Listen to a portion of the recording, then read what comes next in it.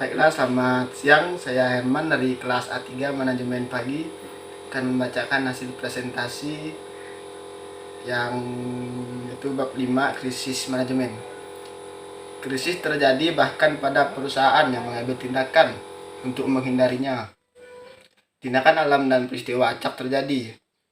Kebanyakan krisis yang melibatkan bisnis, bagaimanapun, memiliki tingkat keterlibatan manusia dan setidaknya kemungkinan bahwa perusahaan bertanggung jawab atas krisis yang terjadi.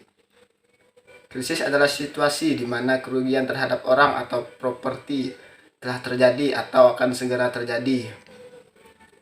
Krisis biasanya tidak terduga, dapat meningkat dengan cepat, dan dapat merusak kinerja operasi perusahaan, reputasinya, dan kredibilitas manajemen.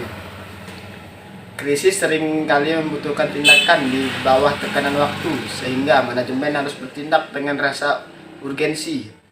Krisis dapat menarik perhatian media dan aktor politik swasta. Komponen dari program manajemen krisis manajemen memiliki 5 komponen. Yang pertama, penghindaran. Yang kedua, kesiapan.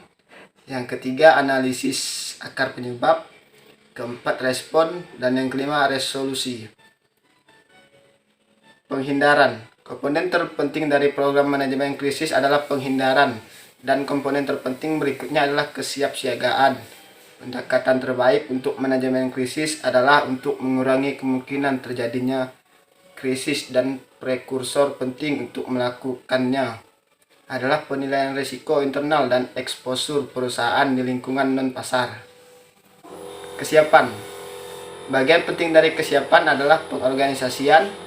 Perusahaan yang rentan terhadap krisis membutuhkan tim manajemen krisis yang dapat dimobilisasi dengan cepat dan secara substantif dapat mengatasi akar penyebab krisis.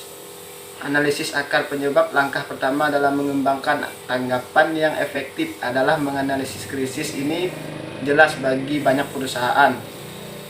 Tanggapan respon mencakup tindakan untuk menyelesaikan krisis, menangani akar penyebabnya, dan berkomunikasi dengan pemangku kepentingan publik dan pemerintah. Tindakan yang tepat bergantung pada akar penyebab dan situasi spesifik. Resolusi. Krisis Tylenol diselesaikan ketika tidak ada lagi kematian yang terjadi dan otoritas penegak hukum menyimpulkan bahwa perusakan itu adalah pekerjaan seseorang yang telah membuka bungkusan, mengeluarkan dan membuka botol, menyuntikkan sianida, memasukkan kembali botol tersebut ke dalam bungkusan dan menyegelnya kembali. Komponen efektif dan tidak efektif. Komunikasi dan perbaikan adalah 2 komponen utama dari respon krisis. Karena krisis sering berkembang dengan cepat, informasi seringkali tidak lengkap, dan spekulasi serta rumor bisa terbang. Sekaligus informasi sudah lengkap atau krisis terbukti dengan sendirinya, penting untuk berkomunikasi secara efektif dengan mereka yang terkena dampak serta publik secara lebih luas. Krisis terjadi, mereka biasanya tidak terduga, sering meningkat dengan cepat dan seiring ditandai oleh ketidakpastian tentang penyebabnya dan kemungkinan perkembangannya. Meskipun kejadiannya mungkin sulit diantisipasi dan perkembangannya sulit diprediksi, perusahaan dapat meningkatkan manajemen krisis mereka melalui perencanaan dan persiapan. Manajemen krisis dimaksudkan untuk mengantisipasi kemungkinan terjadinya krisis dan bersiap untuk merespon secara efektif jika ada yang berkembang.